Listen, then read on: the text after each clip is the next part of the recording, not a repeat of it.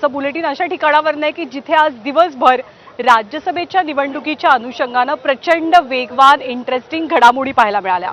राज्याचं विधिमंडळ आहे, विधान भवन आहे, अर्थसंकल्पीय अधिवेशन सुरू आहे आणि इथूनच आपण थेट आज राज्यात काय काय घडलं याचा आढावा घेणार आहोत।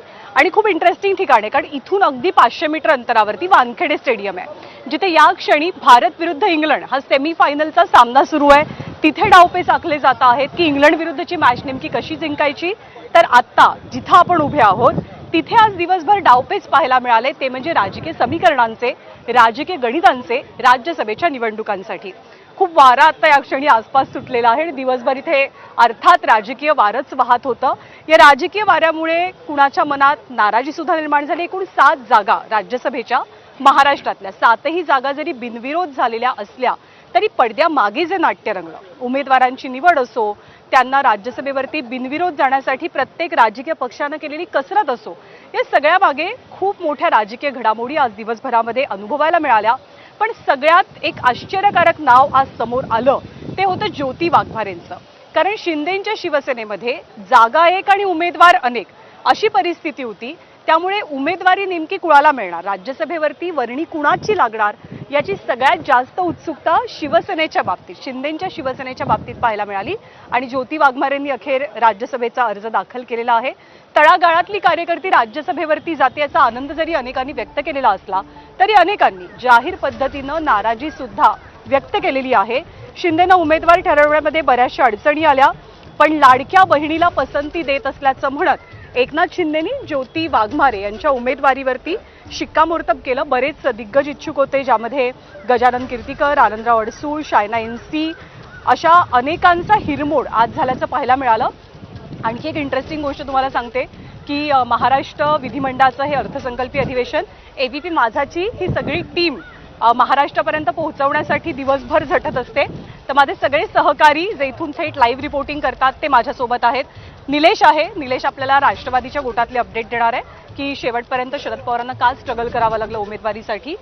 वेदांत आहे, वेदांत अर्थातच ठाकरेंच्या शिवसेनेमध्ये खरंच नाराजी आहे का राज्यसभेवरनं, त्याबद्दल सांगेल। राजू आपल्याला महाविकास आघाडीमध्ये काय घडतं या राज्यसभेच्या निवडणुकीनंतर त्याची माहिती देणार आहे। आपल्यासोबत अभिषेक सुद्धा आहे आणि अभिषेक भाजपने जे सोशल इंजिनिअरिंग एक प्रकारे या राज्यसभेच्या निवडणुकीत साधलंय त्याची माहिती देईल। आणि आपण अर्थातच जाणून घेणार आहोत सूरजकडनं की ज्योती वाघमारेंना जी उमेदवारी देण्यात आली त्यांचं नाव का फायनल झालं, पडद्यामागे नेमकं काय काय घडलं।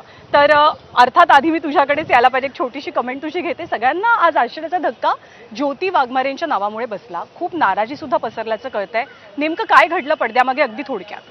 खरं तर शिवसेनेत पहिल्यापासूनच अनेक नावांची चर्चा होती, त्यात ज्योती वाघमारे यांचं नाव होतंच। म्हणजे अनेक नेते जे ज्येष्ठ शिवसैनिक राहिलेले आहेत, माजी खासदार राहिलेले आहेत, त्यांची नावं जर दिली असती आणि त्यातूनच कुठे एक नाव निवडलं असतं तर नक्कीच पक्षात त्याच्याबद्दल एक वेगळा मेसेज गेला असता आणि तळागाळातल्या शिवसैनिकांमध्ये देखील तो खोलपर्यंत पोहोचला असता की इथे फक्त धनिकांनाच संधी मिळते, त्या ठिकाणी सामान्य शिवसैनिकांना संधी मिळणार नाही। त्यामुळे एकाच दगडा शिंदेंनी 2 पक्षी अवतार मारल्याचं पाहायला मिळतं। एकीकडे जी नाराजी आता आहे त्यापैकी कुणीही धनिक नाही आणि दुसरीकडे जी उमेदवारी दिलेली आहे ज्योती वाघमारे यांच्यासारख्या प्रवक्त्यांना, यावरनं एक मेसेज दिलेला आहे की सामान्य शिवसैनिकाला देखील शिवसेनेत स्थान आहे। म्हणजे तळागाळातल्या कार्यकर्त्यांना न्याय दिला जातो शिवसेनेमध्ये, हे सांगण्याचा प्रयत्न आज शिवसेनेनं केला।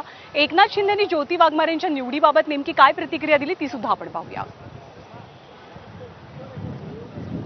काहीच कल्पना नव्हती, परंतु शेवटी शिवसेनेमध्ये सर्वसामान्य कार्यकर्त्याला बळ देण्याचं काम गेल्या 3-3.5 वर्षापासून आम्ही करतोय आणि त्याचाच एक भाग म्हणून ज्योतिताईंना राज्यसभेची संधी दिलेली आहे। ज्योतिताई राज्यसभेमध्ये जे केलेलं काम आहे ते लोकांपर्यंत ज्योतिताई नक्की पोहोचवतील।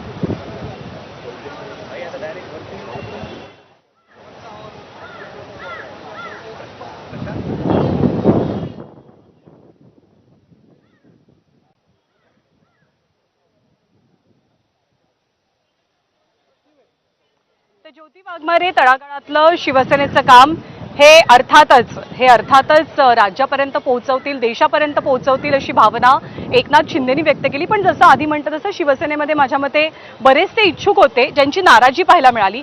आनंदराव अडसूळ हे त्याच इच्छुकांपैकी एक. त्यांनी काय म्हटलं ते सुद्धा पाहूया. अगदी वरून अमित शहांपासून सगळ्यांनी दिलेलं आहे. 2 वर्ष पूर्ण झाली, 10 राज्यपाल नियुक्त झाले, परंतु माझा नंबर लागलेला नाही. आता मी त्यांना शेवटी ही ऑफर दिली होती की राज्यपाल सोडा, पण तुमच्या कोट्यातून कमीत कमी मला राज्यसभा तरी द्या. काय मागणी नव्हती. प्रत्येक वेळी हो हो म्हटलं जातं आणि काही केलं जात नाही. आम्हाला अनुभव आहे तो. ते देणार नाही, दिलेलं नाही, देणारही नाही. उभं आयुष्य पार्लमेंटमध्ये 5 वेळा मी निवडून आलेला आहे, 6 वेळा संसदरत्न पुरस्कार मला मिळालेला आहे. आणि मी तर अशी भूमिका ठेवली की माझ्यापेक्षा माझा मुलगा 45 वर्षाचा आहे, आमदार राहिलेला आहे आणि जेटमध्ये सिनियर पायलट राहिलेला आहे. आता इव्हन माननीय शिंदेसाहेबांनी त्याला राष्ट्रीय सचिव केलेला आहे.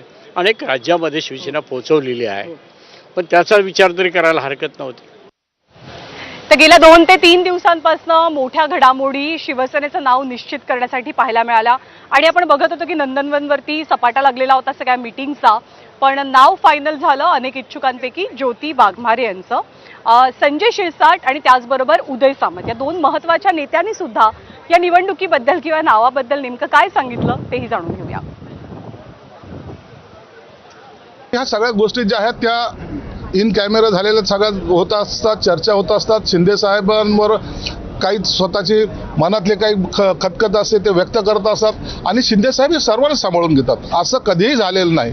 शिंदे साहेबांनी कोणत्याही नाराज कार्यकर्ता असेल त्याला कधी वाऱ्यावर सोडलेलं नाही, सर्वांना सामावून घेतले, ही त्यांची भूमिका असते.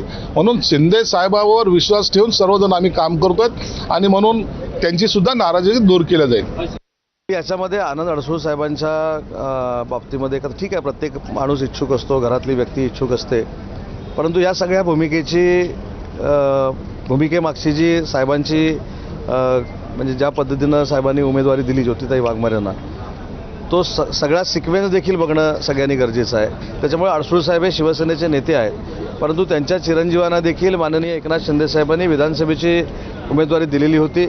माननीय अडसूळ साहेब आज देखील एका आयोगाचे अध्यक्ष म्हणून काम करतायत, ज्याला मंत्र्याचा दर्जा आहे. त्याच्यामुळे त्यांचा जो काही गैरसमज आहे तो आमच्यासारखे कार्यकर्ते भेटून नक्की आम्ही दूर करू.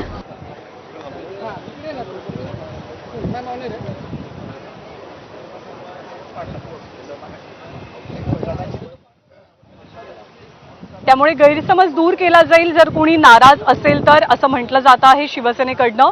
तर बरेच इच्छुक होते, त्यापैकी एक सगळ्यात आघाडीवरचं नाव होतं ते म्हणजे शायना एनसी यांचं.